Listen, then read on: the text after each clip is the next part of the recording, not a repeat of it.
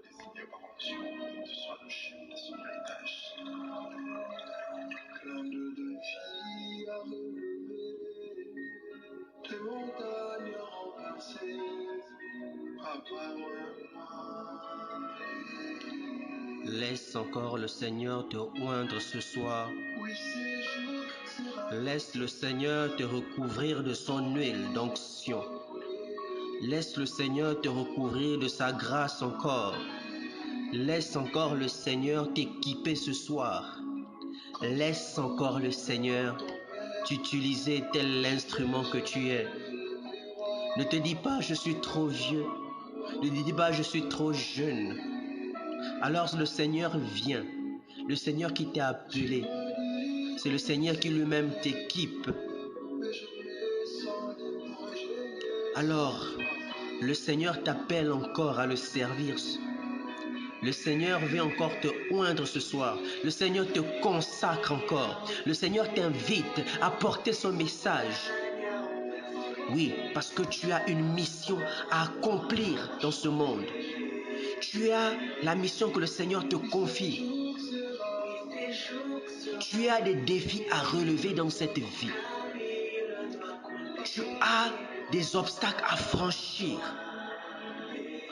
Alors, laisse le Seigneur qui t'a appelé travailler en toi. Ne te dis pas que c'est difficile. Lorsque tu es confronté à des obstacles, pense à l'appel du Seigneur. Lorsque le Seigneur t'a appelé, certes, il ne t'a pas dit que tu vivras telle ou telle situation, mais il t'a déjà dit ce que tu auras. Alors, c'est à ça que tu dois t'accrocher.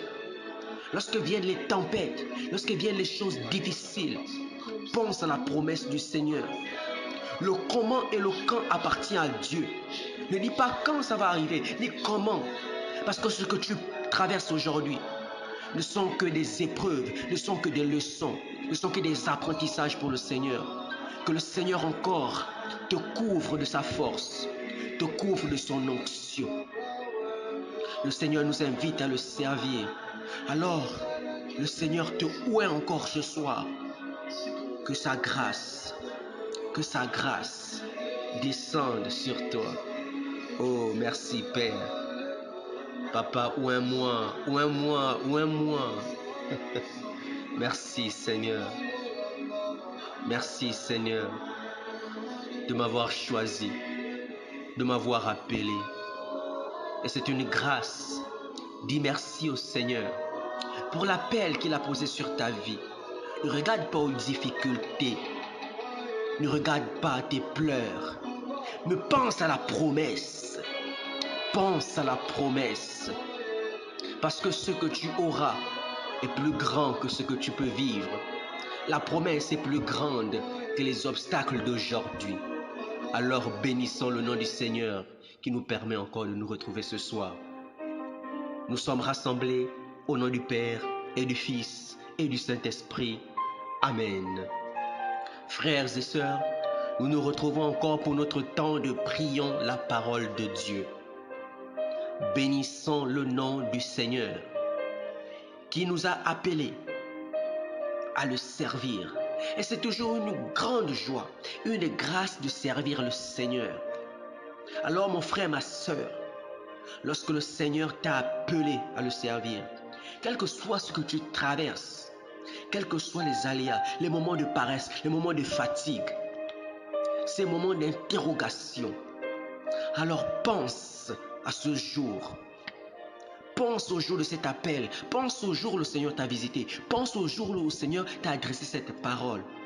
Directement ou par quelqu'un. Parce que la promesse s'accomplira. Alors bénissons le nom du Seigneur qui nous permet d'être encore là ce soir pour ce temps de prions la parole de Dieu. Alors invitons le Saint-Esprit de Dieu à prendre le contrôle de ce temps, à prendre le contrôle de ton corps, à prendre le contrôle de ton esprit, à disposer ton corps et ton esprit, à disposer le lieu où tu te trouves. Dis au Saint-Esprit de maintenant d'envahir. Demande au Saint-Esprit d'envahir ton espace, d'envahir ton corps. Que le Saint-Esprit de Dieu, dans sa grande puissance, vienne maintenant prendre le contrôle de ta vie. Oh, merci Saint-Esprit pour ta présence. Merci Père pour ta présence, pour cette main que tu poses sur moi. Pour cette main que tu poses sur moi. Tu m'as consacré et oint. Et tu m'envoies annoncer la bonne nouvelle jusqu'aux extrémités de la terre, aux pauvres, annoncer la libération aux captifs. Oui, toutes ces missions que tu me donnes, c'est avec joie, Seigneur, malgré les difficultés, malgré les combats internes, malgré les combats personnels, malgré les combats de ce monde. C'est avec joie que, Père, je veux continuer à te servir, même dans la fatigue, même dans les doutes, même dans les craintes, même dans les oppressions. Alors, Père, je bénis, Seigneur, ton nom, parce que toi, tu es fidèle. Pas un homme, pas une femme comme toi. Quels que soient les événements, tu es là, Père. Pourtant, nous t'abandonnons chaque jour. Pourtant, nous te décevons chaque jour. Mais tu es là. Ta main est toujours sur moi et je peux la sentir. Tu n'es pas un homme. Tu n'es pas une femme qui à la moindre occasion se détourne, qui à la moindre occasion est prête à crier, prête à parler contre nous. Alors que toi qui regardes au cœur, toi qui sondes les cœurs et les reins, toi qui nous as appelés, tu savais déjà les difficultés que nous devons traverser. Tu nous connais mieux que nous-mêmes. Malgré notre condition de pécheur, tu nous as appelés. Alors combien ne pas te dire merci? Combien ne pas continuer à te servir malgré les difficultés de ce monde? Alors Seigneur, j'aimerais bénir encore ton nom pour le souffle de vie, pour la grâce, pour ce privilège que tu me donnes de te servir. C'est un privilège, Père, de demeurer dans ta présence. Je veux une seule chose, habiter ta maison tous les jours de ma vie et prendre soin de ton œuvre. Voilà ce que je désire. Plus que tout au monde, plus que les choses de ce monde. Père, oui, nous pouvons nous adonner parfois aux choses de ce monde. Mais Père, il y a toujours quelque chose en moi, quelque chose qui brûle, qui me rappelle à ma vraie condition d'enfant de Dieu, à mon appel que j'ai reçu du Seigneur. Alors que cet appel, Père, continue de résonner au-dedans de moi. Même lorsque je me trouve dans un lieu, cet appel résonne autour de moi. Lorsque je peux me trouver quelque part, c'est à cette voix qui me dit, tu n'es pas à ton endroit. Alors Père, continue de parler en moi. Ne me lâche pas. Oui, je sais que tu es fidèle. Tu m'as appelé parce que tu sais qui je suis. Tu connaissais déjà mes faiblesses. Alors c'est avec mes faiblesses que je viens te servir. C'est toi ma force. J'abandonne tout dans ta présence, Père. Et je te confie ce frère et cette sœur qui est encore là, présent, pour t'écouter, pour entendre ta parole. Et je veux que, Père, de là où ils sont, de là où est ce frère, de là où est cette sœur, de là où est cette famille, que ta grâce descende encore. Je demande au ciel de s'ouvrir maintenant, de là où ce frère ou cette sœur m'écoute. Que le ciel et la terre fassent alliance. Et je déclare des bénédictions. Je déclare des bénédictions dans ta vie, mon frère, dans ta vie, ma sœur. Et j'appelle le Seigneur, j'appelle la lumière de Dieu à jaillir dans ta vie. Et je déclare que la lumière du Seigneur te couvre maintenant. Père, à toutes ces personnes que parfois l'ennemi manigance, occasionne des maladies, je les recouvre de ta lumière au nom de Jésus. Qu'ils soient couverts de ta lumière. Couvre-nous de ta lumière, couvre-nous de ton feu, Saint-Esprit. Embrase-nous, embrase-nous, embrase-nous. Merci Seigneur Jésus. Merci Saint-Esprit. Sois honoré Saint-Esprit. Sois adoré. Sois adoré. Ô Saint-Esprit de Dieu. Saint-Esprit. Saint-Esprit. Saint-Esprit, je t'adore. Je t'aime Saint-Esprit. Je t'aime Saint-Esprit. Pardonne-moi pour toutes les fois où j'ai été attristé, contristé Saint-Esprit. mais mon amour est pur pour toi. Mon amour est vrai pour toi. Mon amour pour le Seigneur est vrai et sincère. Malgré mes trébuchements, je t'aime, mon Dieu. Et tu es là toujours pour me soutenir. Tu ne m'abandonnes pas, même dans les pires combats. Alors Saint-Esprit, merci pour ta présence. Merci parce que tu disposes. Tu as déjà disposé ce frère et cette sœur. Merci Saint-Esprit. Alors nous poursuivons notre méditation de la parole de Dieu dans le livre d'Ésaïe, au chapitre 32, du verset 1 au verset 8. Alors prends ta Bible, mon frère, ma sœur, et déclare avec moi cette parole de Dieu tirée du livre d'Ésaïe, le chapitre 32, du verset 1 au verset 8. Voici un roi qui règne avec justice, des princes qui gouvernent selon le droit. Chacun sera comme un abri contre le vent, un refuge contre l'orage, comme un ruisseau sur une terre desséchée, l'ombre d'un grand rocher dans un pays torride. Les yeux qui regardent ne seront plus aveuglés, les oreilles qui écoutent seront attentives, le cœur frivole réfléchira pour comprendre, et la langue des bègues parlera vite et clairement. Le fou ne sera plus déclaré noble, l'escroc ne sera pas dit honorable. Qui est fou ne dit que des folies, et son cœur fait le mal. Le commun, il commet l'impiété, il blasphème le Seigneur, il laisse l'affamé le ventre creux, et l'assoiffé sans rien à boire.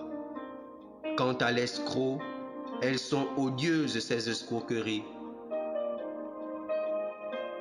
Il conçoit des mauvais coups pour perdre les humbles par des mensonges, quand le malheur plaide son droit. Qui est noble conçoit des projets nobles. Il se lève, lui, pour de nobles causes. Parole du Seigneur, nous rendons grâce à Dieu. Rendons grâce à Dieu pour sa parole encore de ce soir. Et nous allons laisser maintenant le Seigneur encore nous parler. Que le Saint-Esprit nous ouvre à la compréhension des saintes Écritures. Alors sois béni, mon frère, ma sœur. De là où tu es aussi, continue de proclamer cette parole que le Seigneur a relâchée. Ce soir, le Seigneur nous dit, voici un roi qui règne avec justice, des princes qui gouvernent selon le droit. Chacun sera comme un abri contre le vent, un refuge contre l'orage, comme un ruisseau sur une terre desséchée, l'ombre d'un grand rocher dans un pays torride. Oui, le Seigneur nous parle ce soir de ce gouvernement juste, de ce roi juste, de ces princes justes, de toutes ces personnes qui gouvernent avec justice, qui gouvernent avec droiture, qui gouvernent dans la vérité, qui gouvernent dans l'égalité, qui gouvernent avec amour, avec charité, avec bonté. C'est de ces gouvernements dont on nous parle aujourd'hui. C'est de ces dirigeants dont le Seigneur nous parle aujourd'hui. Parce que lorsque nous sommes dans ces pays où il y a de ces personnes, où il y a de ces présidents, où il y a de ces rois, où il y a de ces princes qui gouvernent avec justice, qui gouvernent avec droiture, alors comme le dit la parole de Dieu, ils sont un refuge contre l'orage. Alors leur population ne peut plus craindre le mal, ne peut plus craindre des oppressions, ne peut plus craindre d'être attaqué par qui que ce soit, parce qu'ils sauront que leur chef, leur président, leur roi, leur prince saura trancher l'affaire avec justice. Oui, mon frère, ma soeur, lorsque nous sommes dans des lieux, dans des pays, lorsque les gouvernants gouvernent avec justice, ou sont habités de la justice, sont remplis de droiture, de bonté, d'amour, alors le peuple ne peut que se réjouir, le peuple ne peut que se sentir en sécurité, le peuple ne peut que se sentir aimé. Parce que même lorsque viendra un riche ou un homme puissant de la société, qui voudra piétiner un faible. Mais lorsque cette affaire est emmenée vers ce roi juste, lui, ce roi juste, saura trancher cette affaire avec justice, avec égalité, avec droiture. Il saura, si le pauvre a raison, donner raison au pauvre. Oui, la parole nous dit qui est noble conçoit des projets nobles. Celui qui est juste conçoit des projets justes, règne avec justice. Celui qui est droit agit avec droiture, en tout temps et en toutes circonstances. Alors ce peuple ne peut que se sentir protégé, ne peut que se sentir en sécurité, quelles que soient les difficultés, quelles que soient les situations. Mon frère, ma soeur, si tu es dans un pays où le dirigeant a un bon cœur, est droit, est plein d'amour, plein de charité, œuvre selon les voies du Seigneur, œuvre avec justice, œuvre avec droiture, œuvre avec bonté, alors tu ne pourras que te sentir en sécurité. Quelle que soit même ta condition de vie.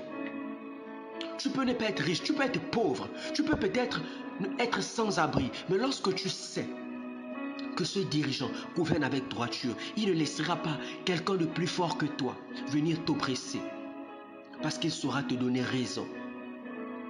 Il saura, comme nous dit la parole, se lever pour de nobles causes. Oui, pour de nobles causes. Pas pour couvrir la méchanceté. Non pas pour protéger ceux qui commettent des exactions. Non pas pour protéger ceux qui blasphèment. Non pas pour protéger l'escroc. Non pas pour protéger tous ces malheureux qui plaident sans justice. Non pas pour plaider tous ces menteurs. Non pas pour plaider tous ces voleurs. Non pas pour plaider pour tous ces oppresseurs. Toutes ces personnes qui piétinent la veuve, qui piétinent l'orphelin, qui piétinent le faible. Alors mon frère, ma soeur, prions aussi pour nos dirigeants. Prions aussi pour nos présidents. Prions pour tous ceux qui ont des responsabilités. Prions même pour les pères et les mères de famille. Oui, parce qu'ils ont sous leur charge des personnes, pour qu'ils sachent aussi, déjà même dans la famille, que nous sachions nous aussi diriger notre famille avec justice, avec droiture, avec bonté, avec égalité, avec amour. Non pas être là à faire des partis pris. Non pas être là à punir souvent certains enfants et à laisser d'autres. Mais savoir être juste. Savoir être vrai. Nous ne sommes pas là, que nous ne soyons pas des parents qui oppressons encore nos enfants, qui protégeons certains et délaissons les autres. Lorsque nous savons qu'un enfant a commis une bêtise, alors sachons avec justice et droiture réprimander cet enfant. Il ne s'agit pas de couvrir l'enfant dans la bêtise, mais il s'agit de gouverner avec droiture. Alors c'est aussi pareil pour nos dirigeants. Parce que déjà, depuis la cellule familiale, ça doit s'appliquer. Parce que celui qui sait gérer sa famille avec justice et droiture saura aussi gouverner. Un jour, s'il a une responsabilité, gouverner avec droiture. Parce que c'est incompréhensible que tu sois un bon père de famille et un mauvais gouvernant.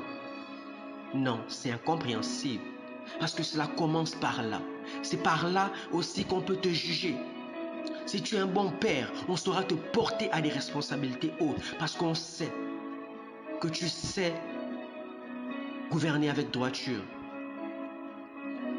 Alors, prions les uns pour les autres. Prions pour nos gouvernants. Qu'ils soient ces présidents de la République, qu'ils soient ces rois, ces personnes aux responsabilités qui sachent gouverner avec droiture, avec équité, avec justice, avec amour. Oui, qu'ils soient ces dirigeants, ces responsables, ces présidents, ces ministres, qui savent concevoir des nobles projets, qui savent s'élever pour des nobles causes. qui ne sont pas là pour défendre l'indéfendable, qui ne sont pas là pour couvrir un tel parce qu'il a des moyens dans la société, mais que nous soyons de là où nous sommes, les postes que nous occupons, que nous sachions gouverner avec droiture. Toi juge, toi avocat, toi enseignant, toi président, toi directeur, toi commerçant, quelle que soit l'échelle où tu te situes, sache gouverner avec droiture et avec justice. Alors demandons à l'Esprit de Dieu de venir en nous aider à gouverner, à vivre, à mener toutes choses avec droiture, avec justice. Que nous soyons ces personnes qui se lèvent pour de nobles causes, que nous soyons ces personnes qui conçoivent des choses nobles, parce que nous sommes nous-mêmes nobles, parce que nous sommes nous-mêmes remplis d'amour, remplis de bonté. Alors de là où tu es, du pays où tu me reçois, de la communauté où tu te trouves, prie pour tes dirigeants. Le Seigneur nous dit aussi dans sa parole que notre paix dépend du lieu où nous nous trouvons aussi, de la paix de notre pays. Prions pour nos dirigeants. Parce que si notre dirigeant est stable et paisible, alors lui, il pourra nous conduire dans la stabilité. Mais si notre gouvernant est déséquilibré, mais il ne pourra pas nous conduire avec droiture, avec justice. Alors prions pour eux. Que le Saint-Esprit de Dieu puisse toujours les aider. Puisse toujours les aider. Ce n'est pas facile, mon frère, ma soeur, mais que l'Esprit de Dieu les aide à gouverner avec droiture. Aide chacun de nous, quel que soit là où on se situe. Nous avons peut-être des personnes qui sont sous notre responsabilité. Alors que nous sachions vivre avec droiture, gouverner avec droiture, commander avec droiture, diriger avec droiture. Et que tout cela, nous soyons remplis d'amour. Parce que si nous sommes dépourvus d'amour, alors mon frère, ma soeur, tout cela n'a aucune valeur. Alors demandons au Saint-Esprit de toujours nous aider à vivre avec droiture, à nous lever pour des nobles causes, pour ce qui est juste, à défendre avec amour et avec fermeté la justice. Que le Seigneur soit encore glorifié. Et je recommande tous ces pays, en Afrique, en Europe, dans tous les continents du monde, que le Saint-Esprit de Dieu vous éclaire et vous conduit dans votre mission, dans les charges que vous avez. Que le Seigneur bénisse mon président, le président de mon pays, le Gabon. Que le Seigneur bénisse le président du Bénin, du Cameroun, de tous les autres pays de l'Afrique.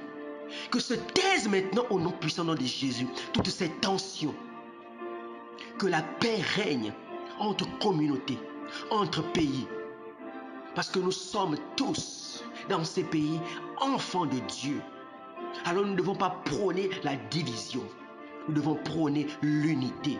Quels que soient les événements de la vie, sachons nous asseoir et réfléchir afin de nous laisser guider par l'esprit de droiture, par l'esprit de justice, par l'esprit d'amour, par l'esprit d'unité, pour la plus grande gloire de Dieu.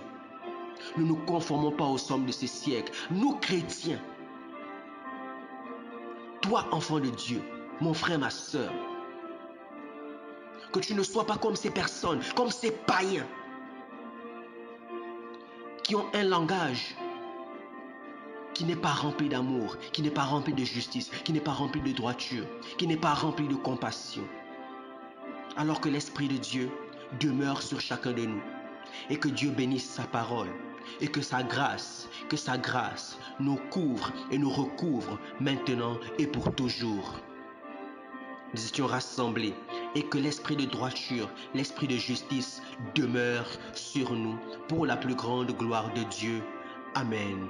Au nom du Père et du Fils et du Saint-Esprit. Amen.